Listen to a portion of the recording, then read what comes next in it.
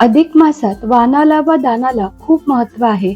म्हणून आज बनवूया अधिक मास विशेष पुरणाचे धोंडे रेसिपी. सर्वात प्रथम पुरण बनवूया. त्यासाठी 1 वाटी हरभरा डाळ किंवा चणा डाळ घेतलीये.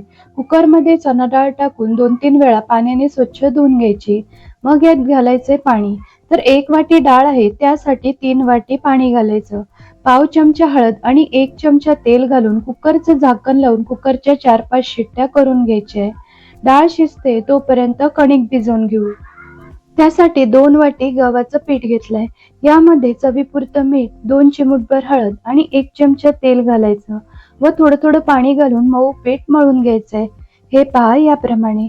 आता पीठ झाकून 10 मिनिटं बाजूला ठेवून देऊ. तर पहा इथे डाळ शिजली आहे.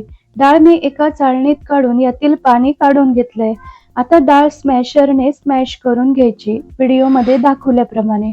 डाळ गरम असल्यामुळे आणि छान शिजल्यामुळे पटकन स्मॅश होते. तर पहा इथे मी सर्व पुरण गाळून घेतलं. आता यामध्ये पाऊण वाटी गूळ आणि पाव वाटी साखर घालून व्यवस्थित मिक्स करू. तुम्ही पूर्णपणे गूळही वापरू शकता. आता पुरण शिजवून घेऊया. कुकर गॅसवर ठेवलाय. जसजसं गूळ साखर वितळेल तसं मिश्रण थोडं सैलसर होतं. यामध्ये वेलची पावडर व जायफळ किसून घालायचं. वेलची जायफळचा छान स्वाद या पुरणाला येतो. आता पुरण घट्ट करून घ्यायचंय. पुरणामध्ये चमचा असा उभा करून पाहायचा. तर पहा चमचा उभा राहिला म्हणजे पुरण तयार आहे. गॅस बंद करून पुरण थंड करून घेऊ. तर इथे पुरण तयार आहे आणि पीठही छान भिजलंय. पिठाचा मोठा गोळा घ्यायचा. कोरड्या पिठात घोळून मोठी पोळी लाटून घ्यायची. जास्त पातळ नाही किंवा जास्त जाड नाही, अशी मध्यम पोळी लाटून घ्यायची व्हिडिओमध्ये दाखवल्याप्रमाणे. आता एखाद्या वाटीने किंवा डब्याच्या झाकणाने याच्या पुऱ्या कट करून घ्यायच्या. तर 7 पारी तयार करून घेतल्या. एक्स्ट्राचं पीठ काढून टाकायचं. आता पुरणाचे छोटे छोटे गोळे करून या पारीवर ठेवायचे. आता धोंडे बनवू. तर मोदकाप्रमाणे पारीवर उचलत गोल गोल फिरवत पुरणमध्ये टाकत पारीचं तोंड व्यवस्थित बंद करून घ्यायचं आहे. तयार झाला पुरणाचा धोंडा. तर याच पद्धतीने सर्व धोंडे तयार करून घेऊ. तर धोंडे किती बनवायचे? कोणी 7 बनवतं, 9, 11 किंवा 33.